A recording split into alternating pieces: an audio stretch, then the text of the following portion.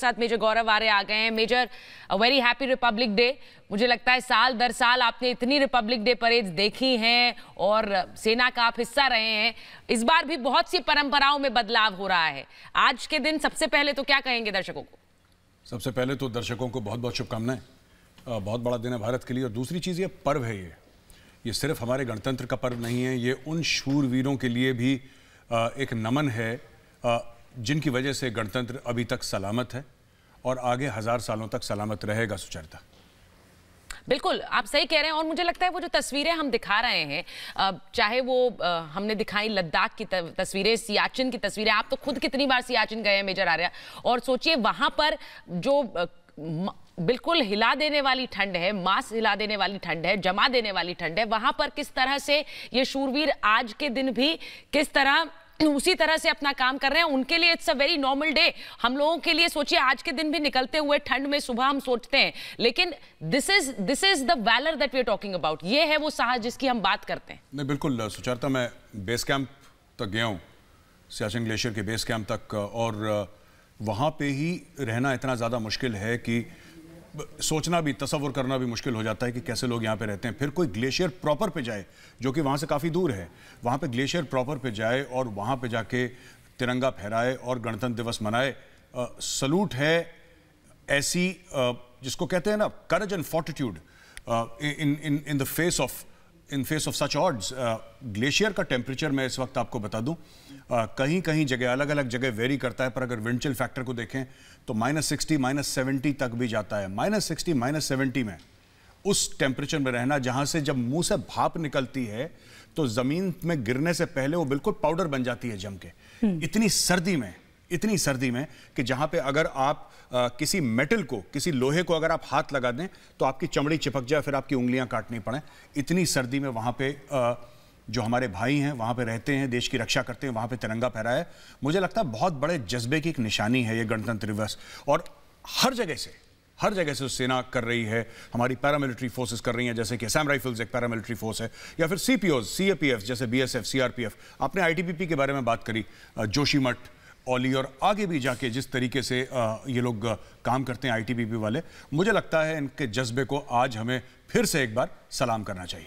निश्चित रूप से, और इसीलिए पूरा देश जो है, पूरा गणतंत्र जो है, पूरा लोकतंत्र जो है, वो आज इन शूरवीरों को सलाम कर रहा है। और साथ ही साथ उन्हें भी जिनकी शहादत हुई है, जिनकी शहादत से आज हम और आप यहाँ सलामत बैठे हुए हैं, देश जब आजाद हुआ। लेकिन ये 5 तस्वीरें इस वक्त आप देख पा रहे हैं अपने टेलीविजन स्क्रीन पर। अटारी वाघा बॉर्डर की ये तस्वीर, कुतुब मीनार आप देखिए कि किस तरह से रोशनी की एक छटा, जो एक निराली छटा देखने को मिली। साथ ही साथ रायसीना हिल्स पर आप देखिए कि तिरंगे की रोशनी से पूरी छटा वहां पर देखी जा रही है। रायसीना हिल्स पर लाल चौक श्रीनगर का जो है क्लॉक टावर, वहां पर आप देखिए कि पूरा तिरंगे के रंग में रंगा हुआ है। साथ ही साथ BMC दफ्तर की तस्वीरें भी आपने मुंबई से देखी, जहां पर तिरंगे की रोशनी नजर आ रही थी। सुचरिता, हाँ, और हमारे साथ मेजर जनरल GD बख्शी जुड़ गए हैं। मुझे बताया जा रहा है कि जुड़ रहे हैं, बस कुछ मिनट में हम उनके पास भी जाएंगे। और इस बार बड़ा इंटरेस्टिंग है मेजर आर्या कि क्योंकि हम आज़ादी का अमृत महोत्सव भी मना रहे हैं 75 साल, और उसके साथ हम ये 73वां गणतंत्र दिवस मना रहे हैं। इस बार सेना किस तरह से अलग अलग दौर में आगे बढ़ी है, किस तरह की उनकी यूनिफॉर्म्स बदली, किस तरह उनके हथियार बदले, ये सब आज की इस परेड में प्रदर्शित किया जाएगा। मुझे लगता है बड़ा इंटरेस्टिंग है उन लोगों के लिए जिन्होंने साल दर साल अगर इस साल दर साल सेना को आगे बढ़ते हुए नहीं देखा है, पढ़ा है, आज ऐसा लगेगा शायद अपनी आंखों के सामने वो पूरा दृश्य, जैसे कैसे सेना आगे बढ़ी, विकसित हुई। जी, ये जो बदली हुई यूनिफॉर्म है बेसिकली डिसरप्टिव पैटर्न की है, डिजिटल पैटर्न की, कैमोफ्लेज जो ड्रेस आई है। जब मैंने आर्मी ज्वाइन करी थी, मैं कमीशन हुआ था 1994 में, तब एक अलग किस्म का डिसरप्टिव पैटर्न हम लोग पहनते थे। मिड 80s लेट 80s में शुरू हुआ था भारतीय सेना में। उसके बाद एक और बार बदली गई, और फिर अब ये तीसरी बार, ये डिसरप्टिव पैटर्न की बात कर रहा हूँ, ये बदली गई है। और आज हमें देखने को मिलेगा, जो बाकी तो हैं वो तो नॉर्मल अपनी सेरेमोनियल ड्रेस में होंगे, लेकिन जो पैरा रेजिमेंट है, पैरा रेजिमेंट वाले या स्पेशल फोर्सेस वाले जब मार्च करेंगे, अगर उनका दस्ता है इस बार, तो वो आपको कैमोफ्लेज ड्रेस में यकीनन दिखाई देंगे। और वहां पे आप भारतीय सेना की नई ड्रेस, जो कि 15 जनवरी आर्मी डे जिसको हम कहते हैं, उस दिन उन्होंने इनॉग्रेट करा था उस ड्रेस को, लेकिन अब समय भी लगेगा। आपने हथियारों के बारे में पूछा, मुझे लगता है कि पिछले 4-5 साल में जितना इंडक्शन हुआ है वेपन सिस्टम्स में, आर्मी नेवी और एयरफोर्स की आप बात कर लीजिए, जितना वेपन सिस्टम्स में, मेरी याद में ऐसा कभी नहीं हुआ। मेरी याद में कभी इतने ज़बरदस्त लेवल के वेपन सिस्टम्स, आप एयरफोर्स में आप चिनूक देख लीजिए, आप इनके जो रोमियो हेलीकॉप्टर्स हैं MH सीरीज़ के, स्क्रॉस्की के, वो देख लीजिए, या फिर आप राफेल एयरक्राफ्ट देख लीजिए। आर्मी में AK-203 की हम लोग बात कर रहे हैं, नई यूनिफॉर्म की बात कर रहे हैं हम लोग, we are talking about M777 howitzers, या फिर हम और भी अलग अलग लेवल्स की जितने परीक्षण हुए हैं हमारी मिसाइल्स के, अग्नि प्राइम, पृथ्वी, इन सब के जो टेस्ट्स हुए हैं। और नेवी में एयरक्राफ्ट कैरियर का हमारा हाल ही में टेस्ट हुआ है, INS वेला, INS विशाखापट्टनम को इंडक्ट करा गया है आफ्टर एक्सटेंसिव सी ट्रायल्स। तो ये एक तो ये बात है। दूसरी चीज ये है कि ठीक है हम लोग इंपोर्ट कर रहे हैं चीजें।